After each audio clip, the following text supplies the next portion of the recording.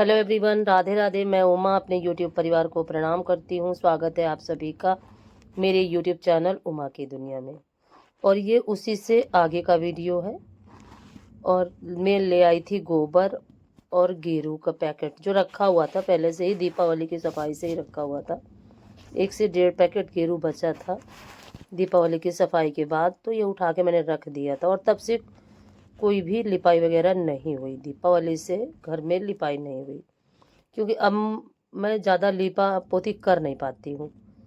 और मेरे लिपाई करने में मुझे कोई दिक्कत ना हो, लेकिन पैरों से खिसकना मेरे लिए काफ़ी कठिन हो जाता है।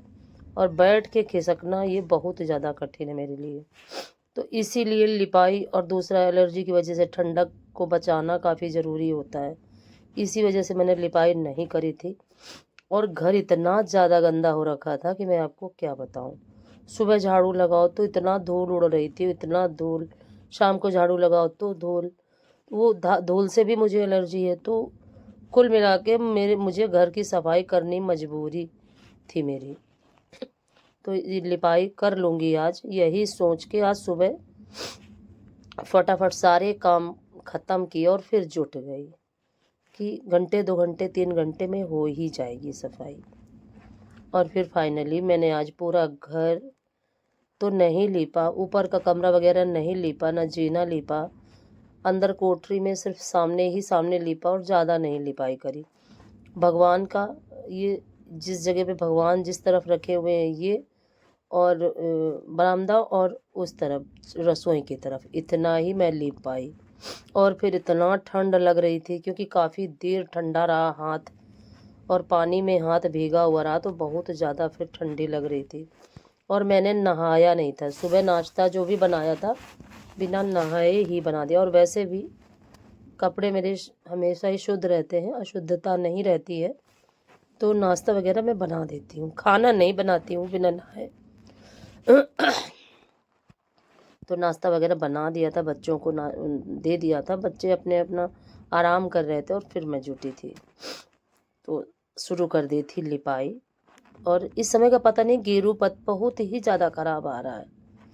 इसका कलर आप जितनी देर लिपाई करोगे, जितनी देर गीला रहेगा उतनी देर तो कलर बहुत अच्छा रहता है, और उसके बाद फिर वैसा ही कलर हो जाता है ख़राब ख़राब। लेकिन ये है ना कि थोड़ा सा भी गेरू अगर डाल दो तो करीब 1 महीने तक के लिए फिर ये लिपाई नहीं करनी पड़ती। तो ये दीपावली से देखिए 1 महीने से ज़्यादा हो गया था, और लिपाई मुझे बहुत ज़्यादा करनी ज़रूरी थी, क्योंकि अब इसके बाद तो जब तक तो सूर्य भगवान निकल रहे हैं तब तक तो गनीमत है। और जिस दिन से सूर्य भगवान निकलना बंद हो जाएंगे उस दिन फिर ये सारे काम मैं नहीं कर पाऊँगी। क्योंकि अभी तो है कि अगर ठंड लग भी जाती है थोड़ा बहुत, तो सूर्य की रोशनी में बैठ जाओ। और जिस दिन, अच्छा ज़्यादा देर मैं बैठती भी नहीं हूँ, क्योंकि ज़्यादा देर मुझे बैठना भी नहीं बर्दाश्त हो पाता। तो हर चीज़ एक लिमिट में ही सारा शरीर बर्दाश्त कर पाता है, चाहे वो ठंडी हो चाहे वो गर्मी हो। देखिए कुछ गोबर एक्स्ट्रा था, इसको हटा देती हूँ और रसोई में रख आती हूँ, क्योंकि रसोई की भी लिपाई करनी थी। कच्चे घरों में आराम तो बहुत मिलता है, चाहे गर्मी हो तब भी आराम रहता है, चाहे सर्दी हो। क्योंकि जो ये जितना ये जगह कच्ची होती हैं वो बहुत गर्मियों में ठंडी रहती हैं और सर्दियों में गर्म रहती हैं।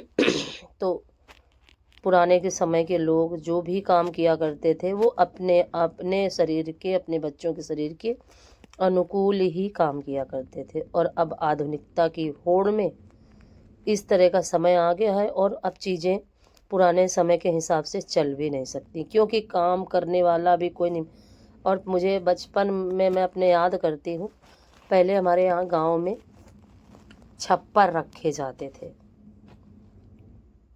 अब वो किस चीज़ से बनाए जाते थे ये मुझे नहीं पता, लेकिन मुझे लगता है लकड़ी और बांस ये सब मिला के और उस खरपतवार से इसी तरह से बनाया जाता है। छप्पर रखे जाते थे चारों तरफ, क्योंकि दो मेरे घर में मायके में दोनों तरफ से गेट है। तो गांव के बहुत सारे लोग इकट्ठा हुआ करते थे और बारिश से पहले छप्पर रखे जाते थे, और खूब सारे लोग इकट्ठे होके तब वो छप्पर उठवाने आया करते थे।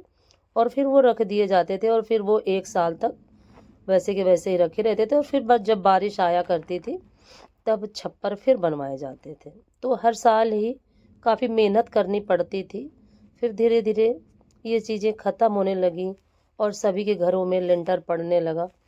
और जिस जिस दिन से पक्के घरों का निर्माण होना शुरू हो गया, और पहले देहातों में ये सब चीज़ें नहीं थी, और कच्ची छतें, छप्पर वाले घर, और कहीं कहीं तो खप्पर रखे जाते थे। तो सभी जगहों का अपना अपना अपने अपने सिस्टम से रहन सहन था पहले का। काफ़ी अच्छा था, जो कि समय के अनुकूल हुआ करता था, क्योंकि चाहे खप्पर हो या छप्पर हो, दोनों ही चीज़ें समय के। सर्दियों में घास फूस में काफ़ी गर्मी रहती है और गर्मियों में काफ़ी ठंडक। तो ये चीज़ें हमारे शरीर के, हमारे वातावरण के अनुकूल थी। और अब ये जो पक्के घर बन रहे हैं, ये हमारे अनुकूल नहीं है, ये हमारे प्रतिकूल हैं। क्योंकि ठंडी होती है तब ये ठंडे होते हैं, और जब गर्मी होती है तब ये गर्म होते हैं। तो अब ना तो हमारा जो रहन सहन है, ना खान पान, कुछ भी हमारे अनुकूल नहीं है। सारा सब कुछ हमारे प्रतिकूल है। और पहले हमारे बड़े बुजुर्ग चने की रोटी, सरसों का साग, चने का साग, बथुआ के पराठे, बथुआ का रायता, बहुत सारी ऐसी चीज़ें थी, और ज्वार, बाजरा, खासकर सर्दियों में बाजरे की रोटियां। और मेरी दादी हमेशा ही सर्दियों में बिजरी के लड्डू बनाया करती थी। बिजरी के तिल और तिली, तिली मतलब सफ़ेद तिल और काला तिल, और इतना ज़्यादा खेतों में हुआ करता था कि बोरों में रखा जाता था। अब तो भगवान भी तरसते हैं इन चीज़ों को कि खेतों में हो जाए। अब कुछ भी वैसा नहीं होता जैसा कि पहले होता था। और अब तो सभी लोग थोड़ा थोड़ा अपने लिए बो लेते हैं, और कहीं कहीं तो अब ये भी नहीं होते हैं, क्योंकि जहाँ जहाँ भी जंगली जानवरों का ज़्यादा, नील गाय वगैरह जहाँ लगती है, तो ना तो अब हमारे क्षेत्र में अरहर हो पाती है, और ना ही ये सब तिल और सफ़ेद तिल और काले तिल हो पाते हैं। और पहले इन चीज़ों का बहुत ज़्यादा और सर्दियों के अनुकूल ही थे ये चीज़ें खाने के लिए। तो मेरी दादी हमेशा ही सफ़ेद तिल, काले तिल और बिजरी के लड्डू बना के ही रखा करती थी, और खुद भी खाया करती थी और हम लोग को भी खिलाया करती थी। और विडम्बना देखिए कि तब बचपन में ये चीज़ें हमें नहीं अच्छी लगा करती थी, और अब लगा करता है कि ये चीज़ें हमारे स्वास्थ्य के अनुकूल थी।